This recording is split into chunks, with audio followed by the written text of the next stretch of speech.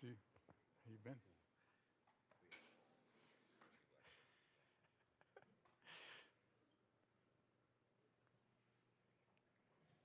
Huh? Yeah? Thank you.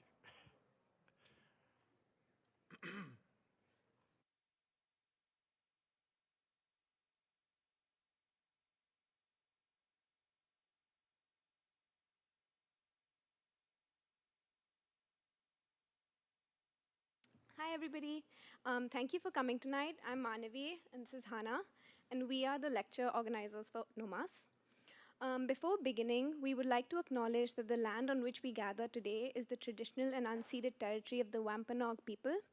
We recognize that the colonization of this land and the genocide of its original inhabitants was a violent and ongoing process that continues to this day through systems of racism, capitalism, and imperialism. We acknowledge that the MIT Department of Architecture is a part of this legacy of colonization and that our work has often perpetuated and reinforced oppressive structures of power. We recognize that architecture, urban planning, and design have been used as tools of colonization and displacement, and that our field has a responsibility to challenge and transform these systems. We offer this land acknowledgement as a starting point for this work, and we recognize that it is only the beginning and position ourselves as allies in the long journey towards justice and healing. Today, we're very excited to have Emanuel Admassu as part of the NOMAS Lecture series. Emanuel is an assistant professor at GSAPP and a founding partner of ADWO, an art and architecture practice based in New York. Prior to joining GSAPP, Admassu was taught at RISD and Harvard GSD. He is also one of the founding board members of the Black Reconstruction Collective. Admassu's work explores the intersections of spatial justice and urbanism with a special focus on the African continent and the African diaspora. Employing an array of methodological frameworks, Admassu's work traces global networks, including historical ones, of how people, resources, and culture circulate and how they materialize in emergent aesthetic practices and urban systems. Through ADWO, Admassu weaves threads between formal expression and material research. ADWO has ongoing and completed projects in Ethiopia, Tanzania, United States, Germany, and Italy. Let's please give a warm welcome to Emanuel.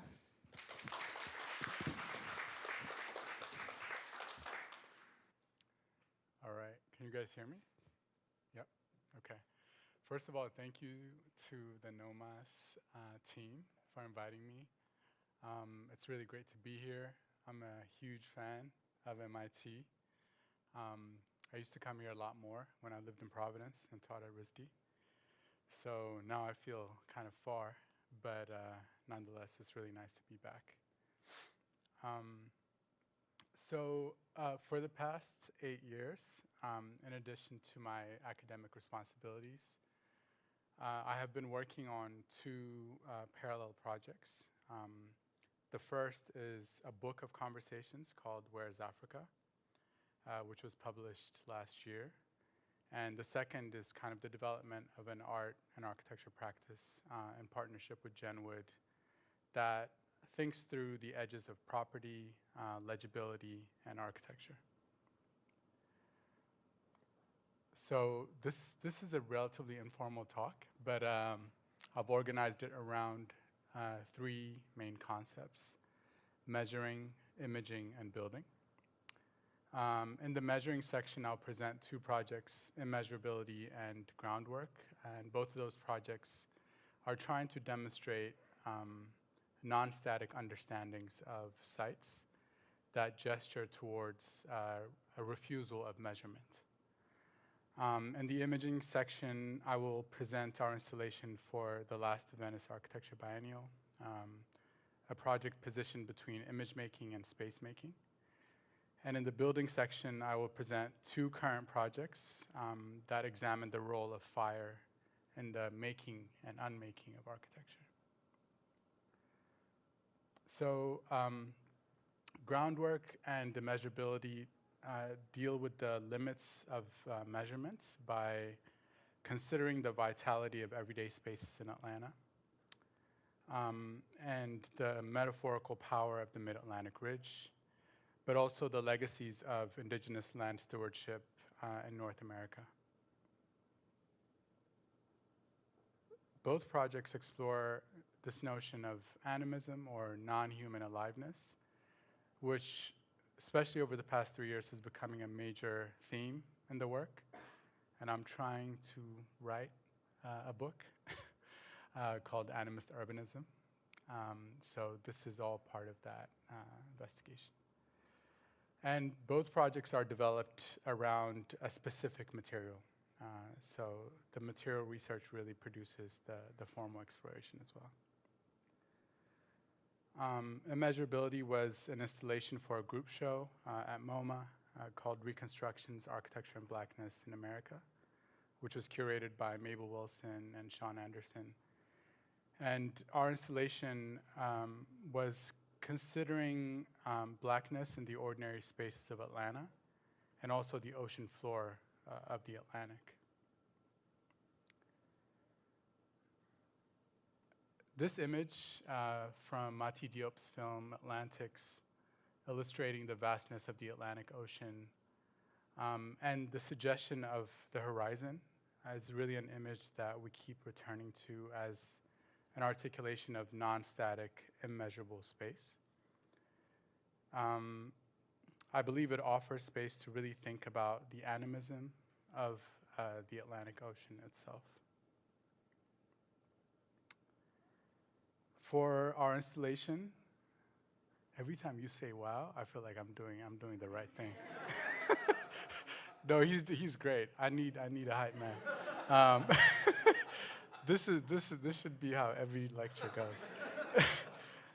So for the installation, we had 2 discs, and each disc was about 6 feet in diameter, and one disc was horizontal and the other was vertical. And the aim was to really try to link 2 geographies. And the vertical disc is a tapestry of the Mid-Atlantic Ridge, while the horizontal disc is a landscape of 150 bricks that are modeling fragmented scenes from ordinary spaces in South Atlanta. So as I mentioned earlier, since 2017, I've been working on a book that gathers conversations about Africa from both sides of the Mid-Atlantic Ridge. And at the beginning of the book, Mabel Wilson's foreword traces a brief history of colonial cartography, theorizing how Africa and Africans have been measured and represented through really the cartographic imaginations that were drawn to serve European imperial expansion. And later in the book, Mpho Matsipa theorizes everyday spaces in Johannesburg as counter-cartographies that cannot be represented by static maps. So I'm also really interested in tracing the nuanced differences between blackness and Africanness. And one of the commission pieces in the book by Amanda Williams is about her first trip back to Africa, moving in the opposite direction of my own trajectory. So Amanda builds on her ongoing project, What Black Is This, You Say? And through fragments of text and painting as a way to complicate the dynamics of class and race that play out between Africa and its diaspora. So for me, this also speaks about the challenges associated with drawing solidarities between people on the 2 sides of the ridge. So for our work, the Mid-Atlantic Ridge, which is the longest mountain range on the planet, which is also submerged below the Atlantic Ocean, offered a geological metaphor for the incalculable loss of Black life, but also for the separation of Blackness and Africa. So for the most part, I would say that a lot of my work, both in teaching and in practice, is an attempt to stitch across this ridge/rift. The tapestry we made is designed to atomize as you move closer due to the inbuilt resolution of the yarn. But I'm also interested in the animism that is embedded in quotidian spaces, specifically looking at the mythologies associated with the forests of Metro Atlanta. I grew up partially in Atlanta after I moved to the States. And the rituals that are associated with ordinary spaces like Waffle House. And how they are perceived in transit, which really is a city that one experiences from the highway. So we are really interested in exploring how these quotidian spaces and geological formations have fleeting cultural associations. And this is another image that has been haunting us for the past 6 years or so. It's an etching by Peter Gordon of Savannah, Georgia from 1734. And it illustrates the moment when indigenous communities are dispossessed, the forest is cleared, and earth is converted into property. So our images and model studies were really conceptualized as counterpoints to that distinct unitization of land, which is depicted in Gordon's etching. And as we were doing research for this project, we discovered that along the Mid-Atlantic Ridge, there are these thermal vents creating towers of minerals. And one of the minerals that is produced in these vents is a magnetic black sand called magnetite. And the discovery of magnetite on the Mid-Atlantic Ridge really became one of the main drivers of the project. So we were thinking about the transformation of sand into glass, but also the dissolution of glass into sand. And we tested magnetite sand in combination with cobalt, potash, soda ash, and frit. So depending on the kiln, we were able to determine the limits of cohesion, disintegration, density, and color.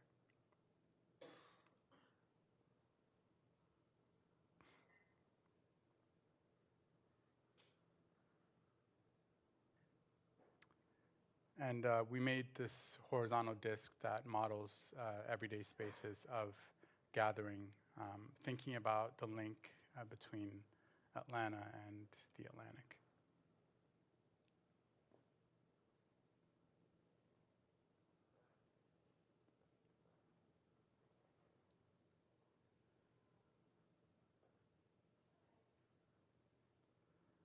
So the tapestry draws upon a variety of tools of measurement and surveillance, including notations from 19th century wind maps that were used by slave ships that were crossing the Atlantic Ocean.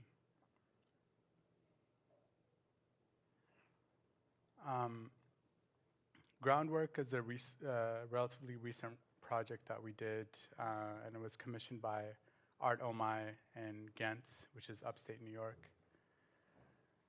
And when we visited the site, we were intrigued by this purple patch of alfalfa flowers that you see on the hill. But we also encountered stacked stone walls that had been there for centuries.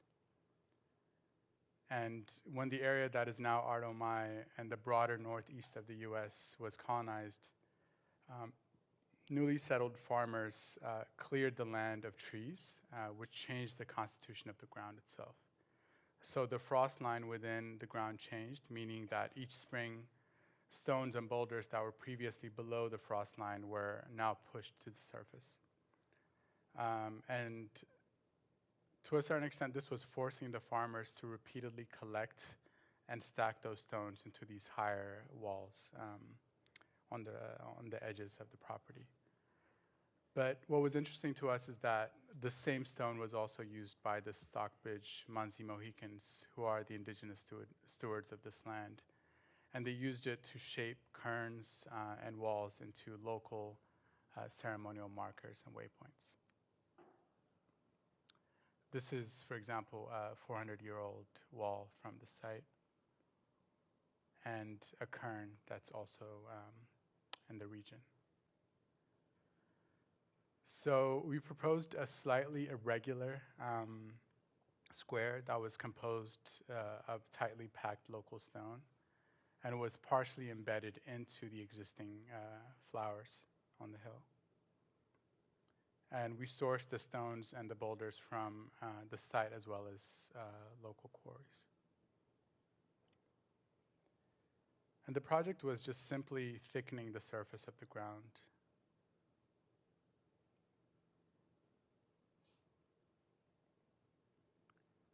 So the project moves in concert with these cycles, especially in the ground's geothermal forces. So this is how it looked when it was first installed, appearing as if it was slipping down the hill. But over time, the stone will become increasingly displaced by the frost heave each spring, overgrown with plants to a point where it will no longer be recognizable.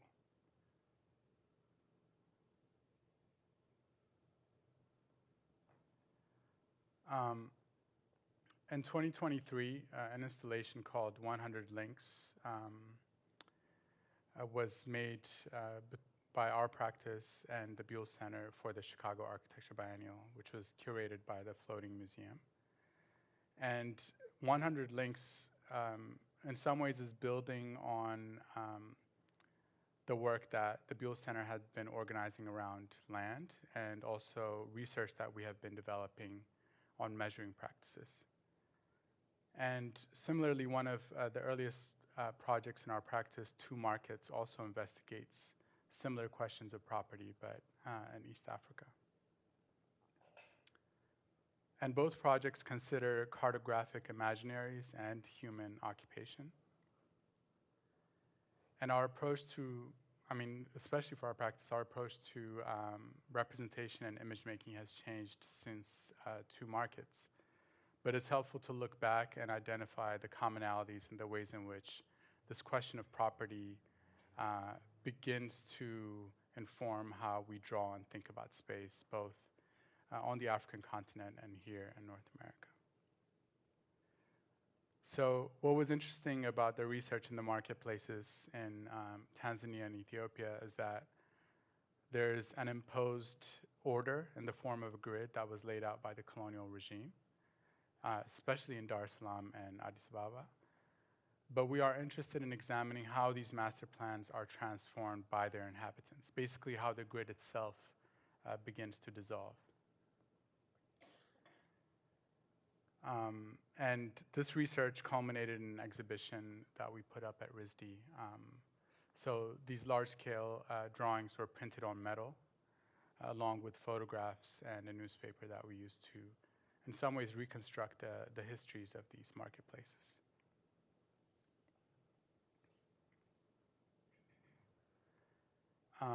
The installation for the Chicago Architecture Biennial, 100 Links, focuses on the actual tools that were used to measure and divide land. Gunther's chains and corner mounds are devices that basically measured and marked vast territories during the colonization of North America. And what's interesting about these corner mounds is that they were dug out from 4 pits to show where the actual grid intersected, demarcating the parcels of land that were up for sale. But during the westward expansion of the property regime, this tool called the Gunther's chain was used to measure the actual plots that were being sold. So the chain is a 66-foot-long chain that was tagged and divided into 100 links. And this allowed the surveyors to really combine decimal and English systems so that 18th century surveyors could lay out the fields, farms, towns, and of course, eventually the Jeffersonian grid itself. And it is the corner mound and the Gunther's chain that enabled the conversion of earth into property. So alternative ways of being with the world by indigenous communities who considered themselves as belonging to the lands, or by enslaved people who invented new modes of life despite being declared property, were considered to be obstacles to this brutal dynamic. So our installation is fairly straightforward. It basically melds the Gunther's chain and the corner mound, and we suspended it within the gallery in Chicago. And the simplest unit for the installation is basically 8 inches between the center line of one ring and the next. And this is a diagrammatic plan of the installation. So the chain strands make a voided pyramidal mound.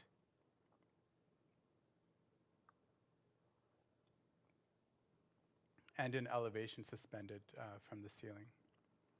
And this shows how these systems of measurement appear in their idealized form and how they begin to deform as they move from the realm of abstraction to materialization. And we worked through digital and physical models to analyze how strategies of tensioning at the corners impact the overall form of the mound.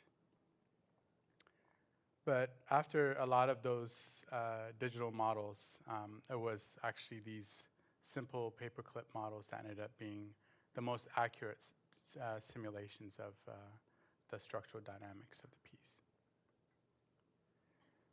So 100 Links was installed in the Chicago Cultural Center, and looking at this image to your right is Millennium Park, and to your left is the courtyard of the building. So we had 4 pits on the floor, also containing the book that was published by the Buell Center. And thousands of these steel links and steel rings were handmade by a Chicagoan blacksmith called Paul Russell. And these individual elements were pre-assembled into hundreds of strands to expedite the installation. But looking at the Gunter's chain, we're also interested in these anthropomorphic tags that denote every 10 links, or 8 feet. And we remade them out of steel, but with a blackened finish. So for our installation, the tags were divorced from the chain and arrayed along the gallery walls. And this is a partial elevation of the Chicago Room 2, laying out the locations of the tags. And the array of the tags on the wall superimposes several different curves from the sagging chain, which is aligned to the same data. And this kind of unfolding of the chain also creates a slight misalignment with the 8-inch unit of the structure.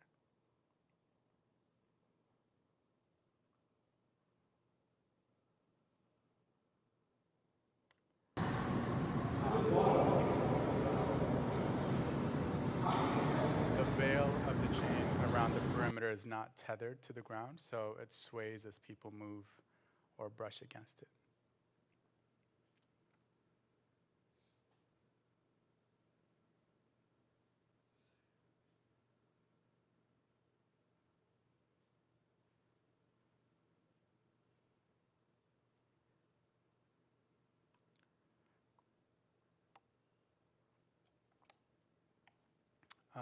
One of the artists we interviewed for Where is Africa, Eric Gottsman, is a photographer who makes images that reenact critical moments in Ethiopian history. For example, the brutal moment of transition after the monarchy was toppled and replaced by a military junta. Both in his own practice and work he's been making in collaboration with various artists for the Four Freedoms Project, Eric explores the relation between imaging and value.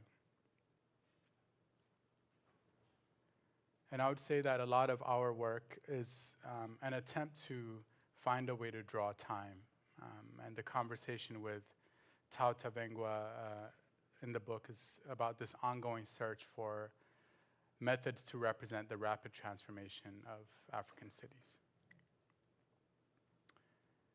How does one represent constant change, or what Santim Zaleka calls the constant erasure and reinscription of space? So the Amharic word Ghebbi connotes a territory that is surrounded by a fence. And we've been making images that consider the value of rituals associated with these disappearing spaces in Addis Ababa.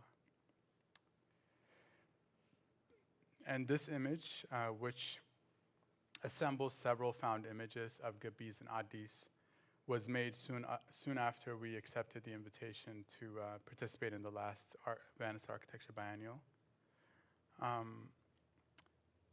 And I think one thing that is important to note is that the word Ghebbi, Ghebbi also offers different meanings based on context and enunciation. And the meaning ranges from a welcoming invitation to a threatening infiltration. And Ghebbis throughout Ethiopia house schools, homes, places of worship, but also places of gathering. So we produced 2 large tapestries for the exhibition, and each tapestry was 20 feet by 10 feet. And we were attempting to illustrate the disappearance of the Ghebbis. And one of the most definitive aspects of Abiy Ahmed's regime, Abiy Ahmed is the current Prime Minister of Ethiopia, is his obsession with urban renewal. And he views development, or more broadly, land speculation, as the most effective way to address Ethiopia's foreign exchange crisis. So prior to production, we made these images using photographs, hand and digital drawings. And this is an image of Ghebbi 2. And Ghebbis throughout the city are being demolished and replaced by multi-story concrete towers. And during construction, these towers are lined in blue tarp with eucalyptus scaffolding. And this image that you see here is the most ubiquitous envelope found throughout Addis today. But it's important to examine the fact that this condition is structural because all land in Ethiopia is owned by the state. So inhabitants are only able to maintain leasehold if they are willing to engage in development, or at least demonstrate the initial acts of construction. So there is no requirement to complete construction, you just need to start. And we happened to be in Addis when we started working on the project, so we began documenting Ghebbi conditions throughout the city. And this is a picture taken at dusk in one of the main churches in the city, where figures slip in and out of a forested area surrounding the church. Almost all of the churches in Ethiopia are surrounded by a forest, a sacred forest. So a lot of people worship within the foliage that surrounds the church building.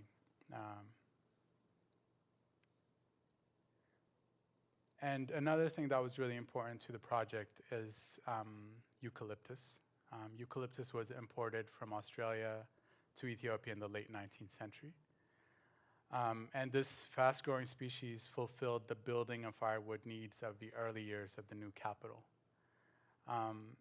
But since then, this species has had drastic impacts, such as depleting water supplies and erosion. And it has drastically transformed not only the ecology, but also the built environment. As you saw in the earlier image, all of the scaffolding is braced by eucalyptus as well. So a variety of materials are used to fence in the plots. Eucalyptus trunks, corrugated sheets, metal grills, stone, and masonry. And in some ways, the Ghebbi is really defined by these different degrees of openness.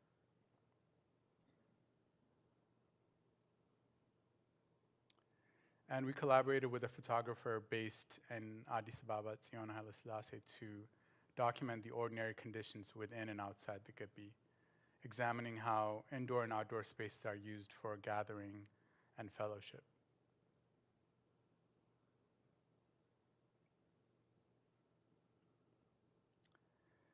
So this is a detail from Ghebbi 2. And we had 10 images of Ghebbis within the scaffolding, offering portals to Addis from Venice through the blue tarp.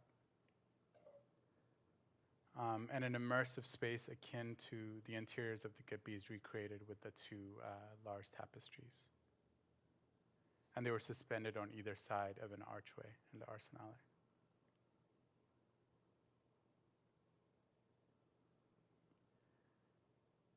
And this is the scaffolding going up and also being lined in blue tarp. And the cutouts for the photographs.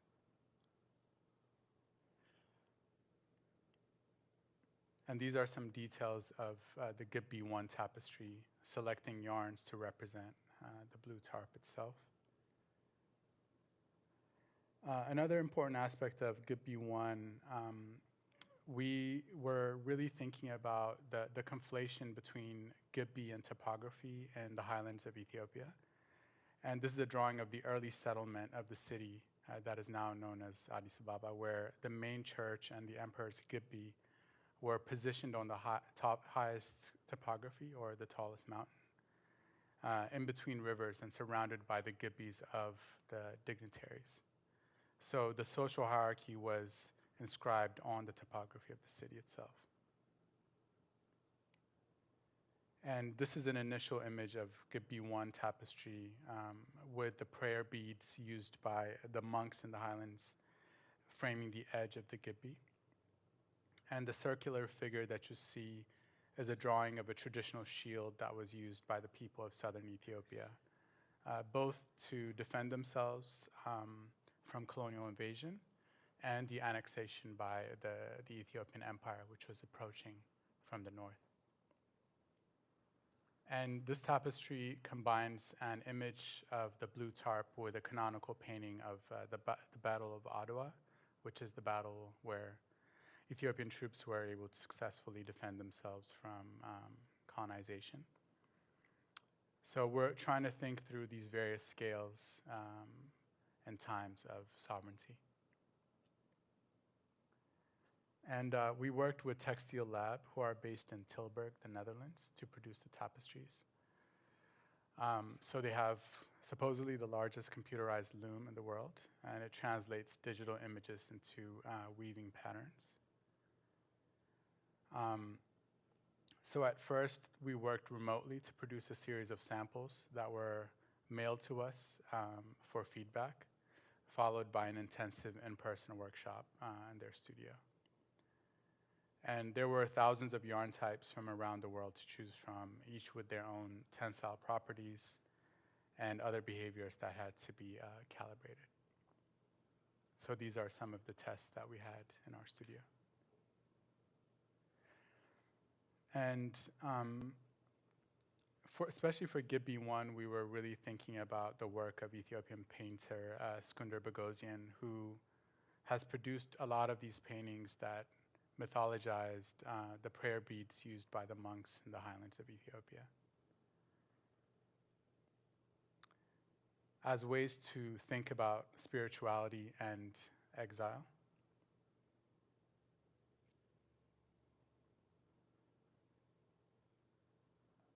Within the hall of the Arsenale, the blue tarp and the scaffolding are meant to operate at the scale of the building itself. And the two tapestries frame a more intimate yet transitional space for people moving through the exhibition.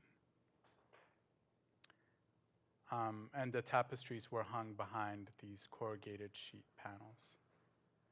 So this is a view of the installation as you approach it. And Ghebbi 1 and Ghebbi 2. And Ghebbi 2 is illustrating the moment of simultaneously being within and outside the Ghebbi.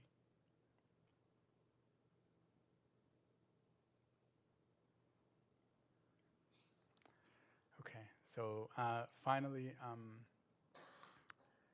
in response to various cycles of displacement and dispossession,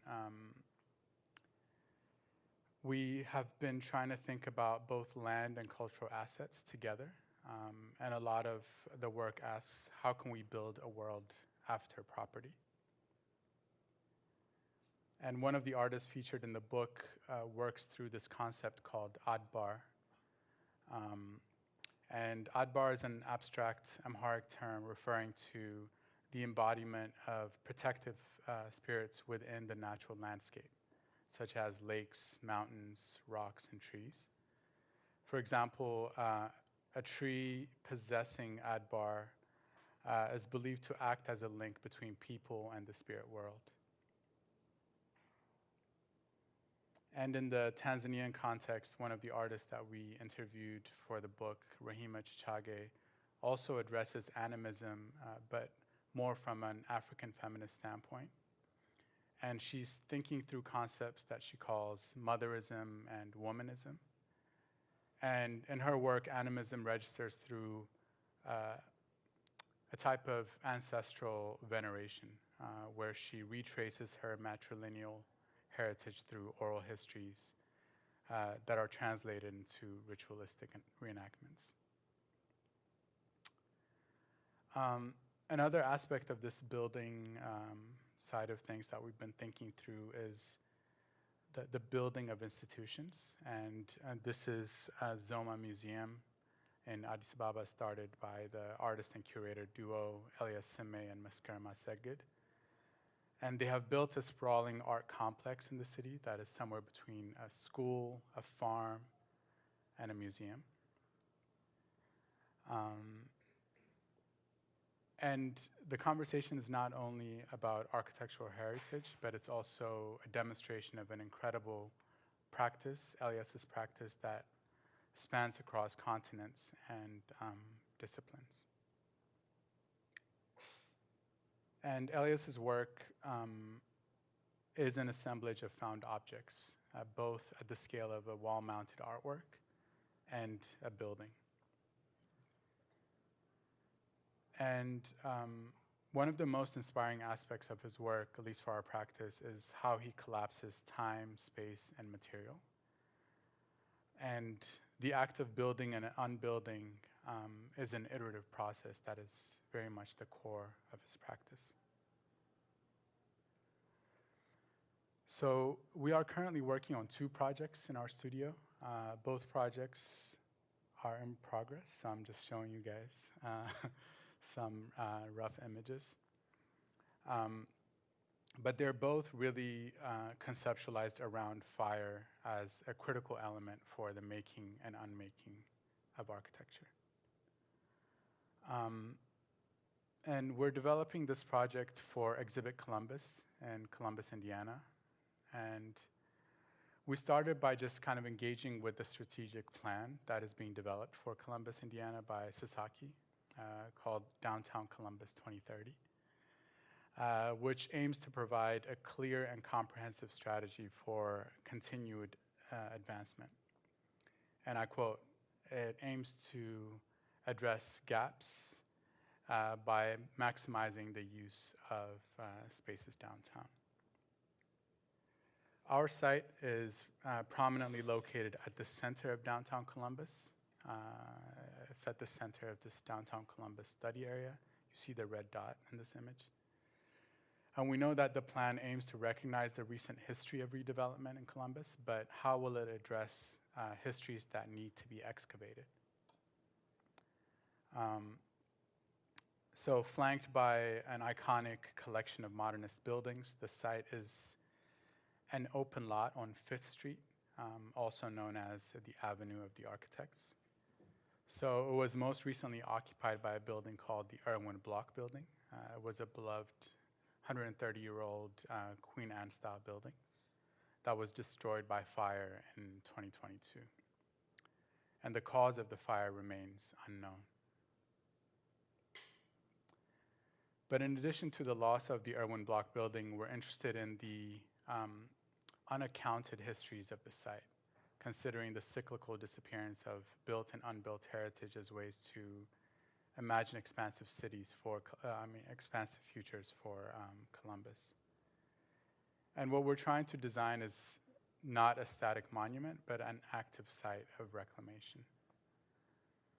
So in response to both the fire, but also the histories we want to address, we've been looking at indigenous land remediation techniques, also known as cultural burnings, that frame fire as medicine, enacted to maintain abundant ecosystems and to steward plant and animal life. So our project is an open architecture that serves as a vessel for addressing these omitted histories. Specifically, the vibrant presence and also the emergent futures of Black and Indigenous people in the state of Indiana. So we ask what has been omitted from the grand narrative of this site and the city of Columbus, but also the state of Indiana. Fire is an element that opens new relations across the sediments of history. So we began the process by engaging with the scholarly work of J. Cameron Carter, who thinks about a kinetic engagement with time by really positioning Black theology between the literary device of an ellipsis, the ... and the geometry of an ellipse. Composed of two focal points, the figure of an ellipse resists the centripetal pull of a single dominant center. Instead, the ellipse gestures towards incompletion, multiplicity, relationality, and the possibility of new forms of being and knowing that lie outside the bounds of distinct and monumental enclosure. So the ellipsis, or the ... indicates an omission, or all of the things that are left out of the archives and the records. And the ellipsis the ellipse is the geometric counterpart to the ellipsis. So for our project, the ellipse basically creates the form, and ellipsis guides the space's programming.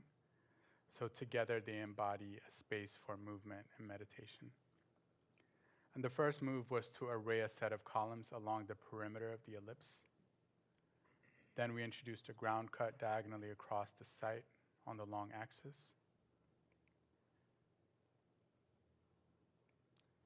And this is the existing condition on the site after what remained of the Irwin block building was demolished and removed. So the ground was leveled, stabilized, and sealed with a layer of sand.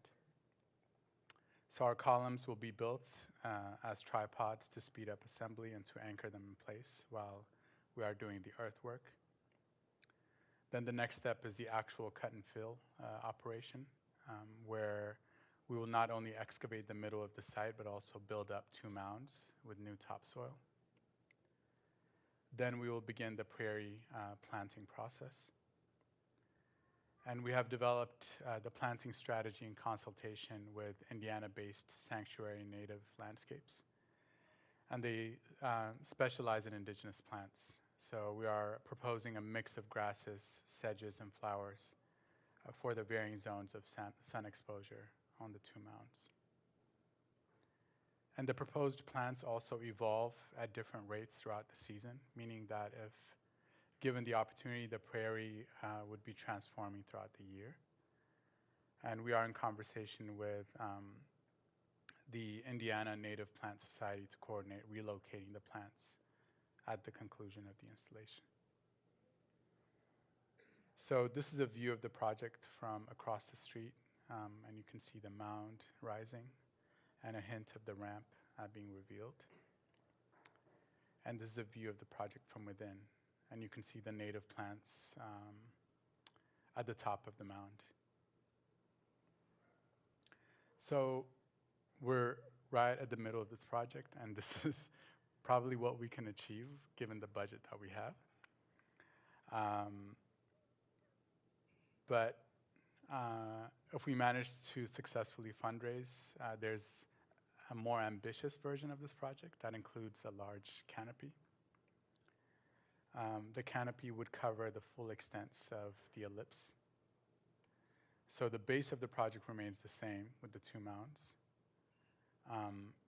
But above that, we have designed an elliptical waffle canopy. And this is the urban site plan introducing the new elliptical figure within the Avenue of the Architects. And similar to the other scheme, we would begin with the earthworks, carving the earth and introducing the two mounds, followed by the columns, the native plants. And this is a roof plan. And the canopy is kind of an inversion of the mound in elevation. So in other words, the canopy gets thinner in the north and south direction, and the mound also suggests the form of a rising ellipse. And this is it from 5th Street. And this is section and a cross section. So this is kind of the stage we're in right now. We're still trying to figure out the waffle canopy. But one thing I did want to say is, of course, this is a public project, and as architects, all we can do is present an emphatic vision of what the site could become, and make some programmatic suggestions, but the actual materialization and activation of the project would require collective commitment.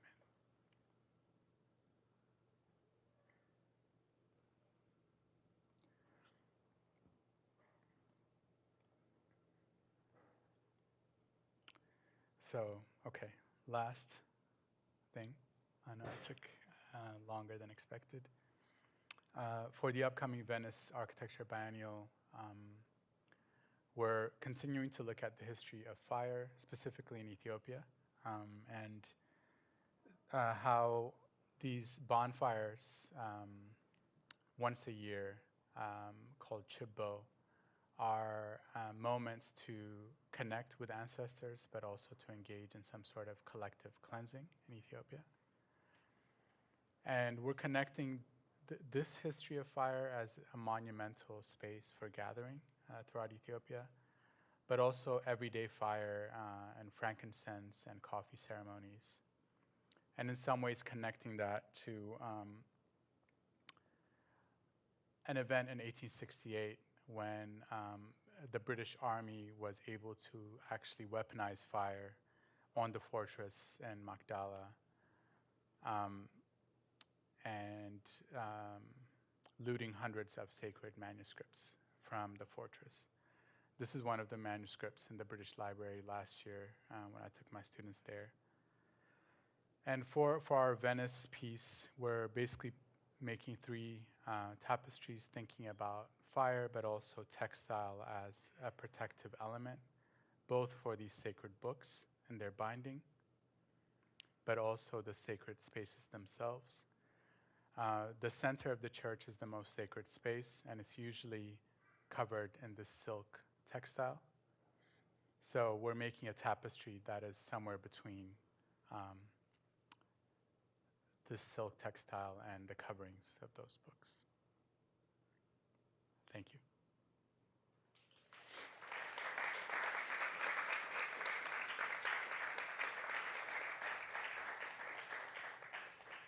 Sorry that took long. You guys have any questions?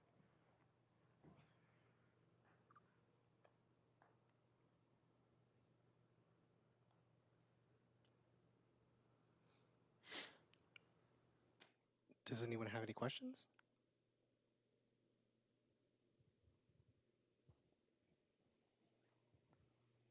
Thank you for the talk.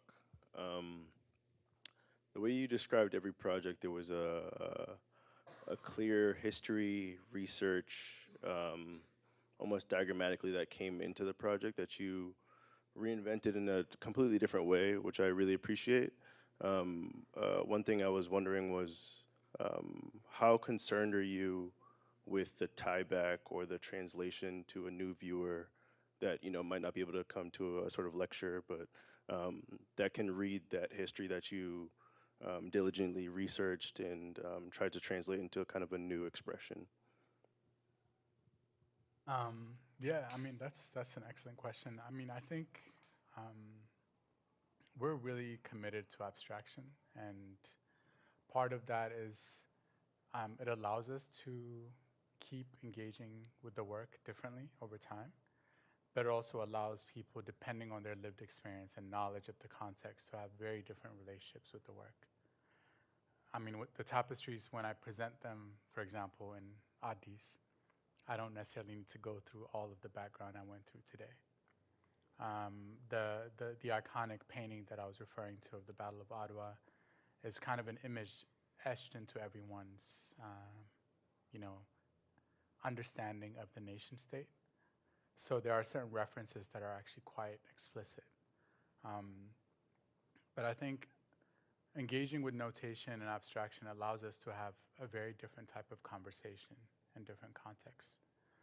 And it also allows us to really deal with our own uncertainty, Like even with this work that we're trying to develop for Venice, engaging with some of these sacred histories is actually quite heavy, And I think by not going into the realm of the figurative and staying in the realm of notation, we're able to maintain some sort of respect, but also hopefully produce something new from it. I'll say, like, full disclosure, in my conversation with my students, part of what I really try to encourage is to really try to learn from artists who don't do what we do as architects, which is try to justify every line, try to justify every decision. And I think you have to put stuff out there knowing that people will connect with it differently. And I think that's why there's a lot of opacity to the work. I mean, this is one version of the talk, but every one of those tapestries have several other narratives that I didn't mention. So I think to us that's really important. Does that answer? That was somewhat? great. Okay. Thank you. Hi, in the back. Maybe a part two to that question is, what do you find is lost in translation for you when you look at this work, if it's in Addis Ababa or here in the US? What is lost in translation? As in when it's presented in Addis versus here, or? I think less in when it's represented and showcased in a museum, but looking at this work when it's in one cultural context in Ethiopia versus when it's in the US and how that shifts the work. I think there's like a different level of accountability. We try, like every time we develop a project, usually we're developing it in conversation with colleagues in Addis. So whenever we do go to Addis, we present it in a public forum. So there are certain critiques that we're able to receive in that context that are actually quite sharp and quite, generative for the work. But as a diasporic figure, I'm also really suspended between here and there, you know what I mean? So I think there are aspects of it that make sense to me here that don't necessarily make sense there. But I think that's really what I was trying to say at the beginning too with the ridge. I mean, that's really where the work is trying to situate itself.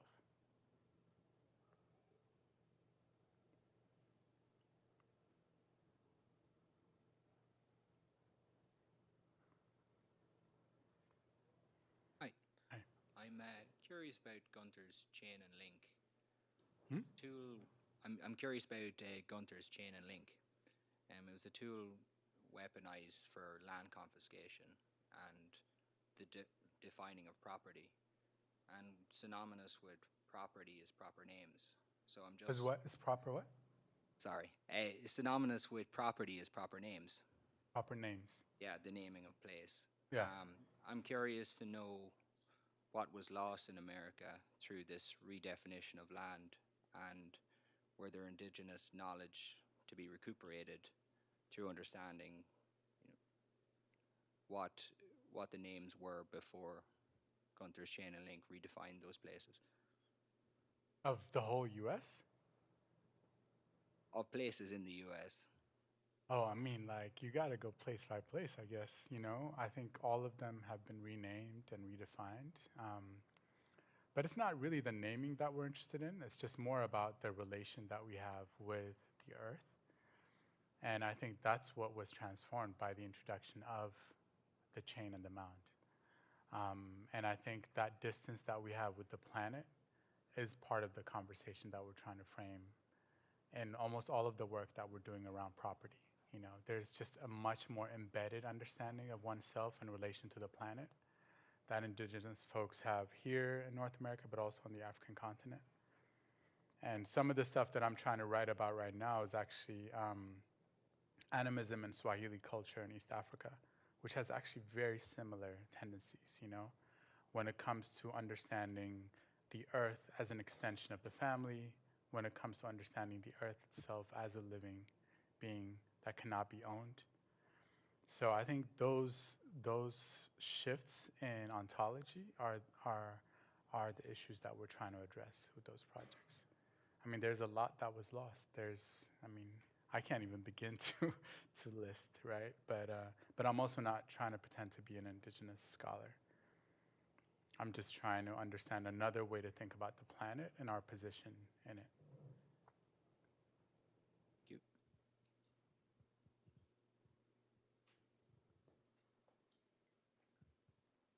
I was wondering more about the Where is Africa book, like what inspired that project, and maybe like if you could give a little bit more insight as to what you've gained through doing that. Yeah, I think that's what I was trying to demonstrate, which I probably failed this talk. Which, you know, basically I was really getting frustrated with architectural discourse and just how narrow it was when it came to addressing the sites I was trying to research. And at the time I was teaching at RISD, and it seemed like my colleagues in the art school had language, you know, had vocabulary to address a lot of those things. So we just initiated a set of interviews, just talking to artists who were doing similar work.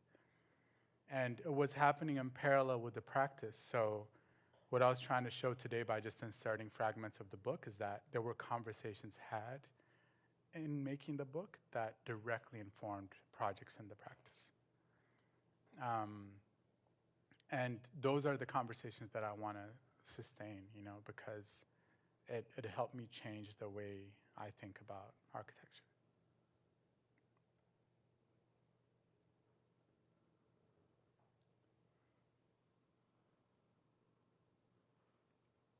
Thanks for the talk.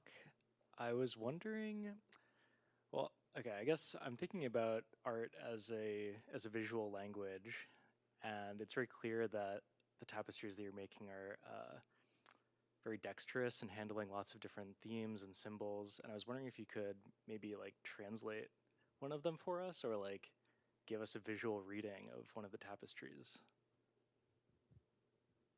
I did a little bit of that. How much more? I guess is there one specific one that you want me to? I think one of the large ones that was, I forget exactly the name, maybe the blue one or the other, yeah. Maybe this one, yeah. This one? I will say, before I even start, I'll say I generally don't like doing this, but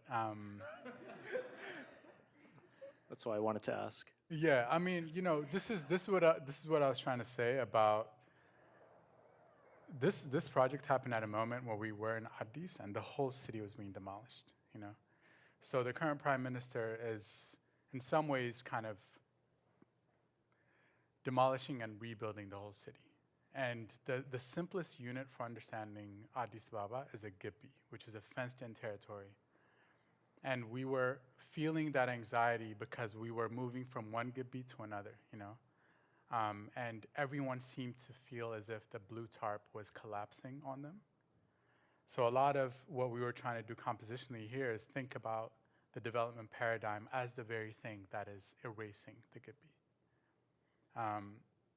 But a lot of it was also very much linked to Ethiopia's discourse around, you know, exceptionalism.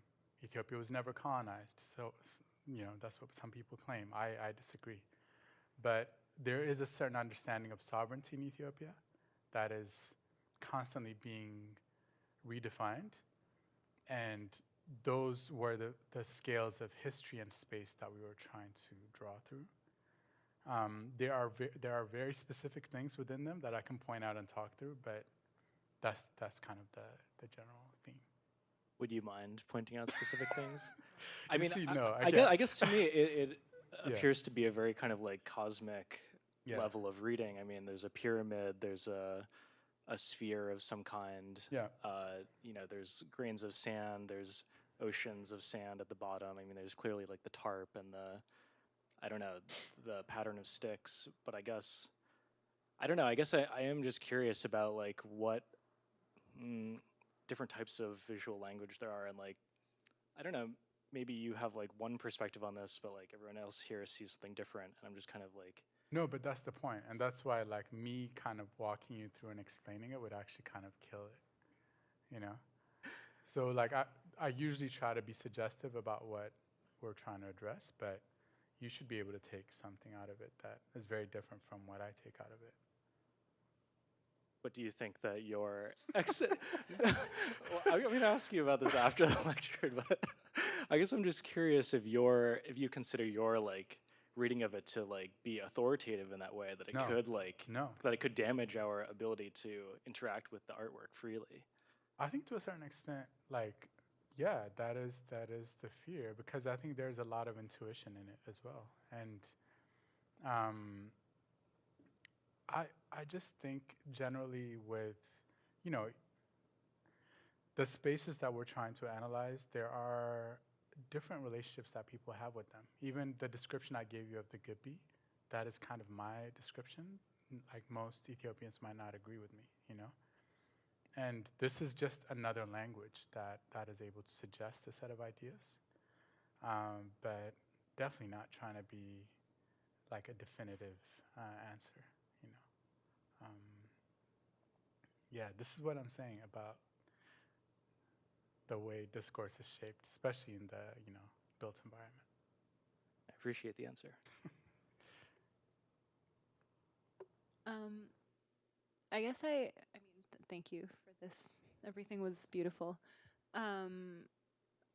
I sort of, I guess, asked this question as someone who like also has many hyphenated interests and identities, and I'm just generally confused by what I want to do in the world. But you seem at least to embody also many sort of like places and scales of work, and even sort of like in practice and research, you're sort of covering art, architecture, urbanism, whatever, at these kind of like using like the buzzwords. But I wonder what, I don't know, to a room full of students who maybe are all trying to figure out what we're doing here, like what your journey was to get to sort of like this kind of practice that captures these different scales, but also different ways of sort of, I don't know, representing and creating things in the world. I feel like from sort of like the paperclip to like the urban like mound, there was so much covered, and I'm just curious how you sort of got to where you are. That might be a huge question. I'm sorry. No, I think it's a fair question, and I would say it was basically a series of dead ends. You know, I was the really one of the earliest projects that we did as a practice was just trying to figure out a way to draw those marketplaces in Ethiopia, and just feeling as if, you know, our training as architects and the representational techniques that we typically use weren't able to represent the ideas or the spaces that we were interested in examining. So I think that, plus for me personally, teaching in an art school completely opened up the practice. I don't think we would have the practice that we have now if it weren't for the 6 years I spent teaching within the context of an art school. My partner, Jen Wood, is a very, very intuitive person. So I think with both of us, we don't necessarily have the same sensibility, but we're able to negotiate differences through drawing. So drawing and image making became a very important part of the practice because that's how we negotiated difference, you know. But I think, you know, it's evolving. Like even now where this Columbus thing, I mean, I'm showing you guys the non-value engineered version of it. That's not going to be built. But you know, like I think every time you encounter a project like that where that was the presentation I gave you was the presentation I gave at City Hall in Columbus, Indiana. So when you enter into these different spaces, they completely shape your practice, because how we're approaching fundraising, how we're approaching drawing and value engineering is shifting because of those types of projects. The Venice project that we're working on right now is the first time where we're weaving in our studio. So we're not using the computerized looms. We're hand weaving, so it's like 100 times more difficult than all of the tapestries we've made thus far. So I think with every project we try to present a set of experiments, and we're hoping those experiments will lead us in different directions. But yeah, I'm lost just like you.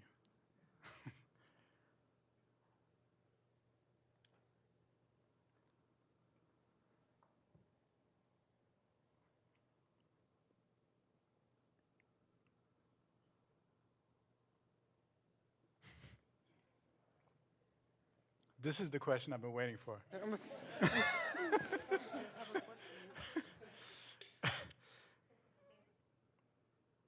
Why do you work with tapestries? Damn, the hardest question.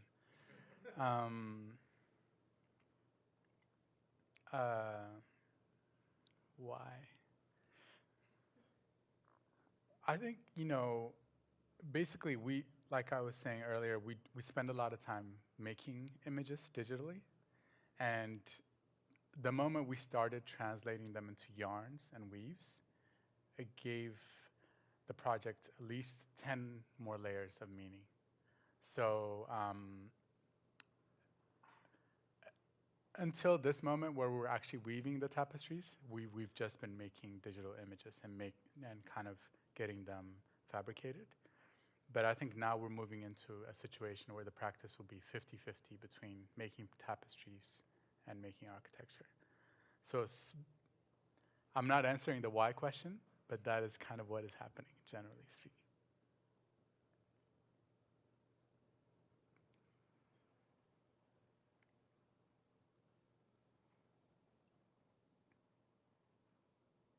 Any other questions?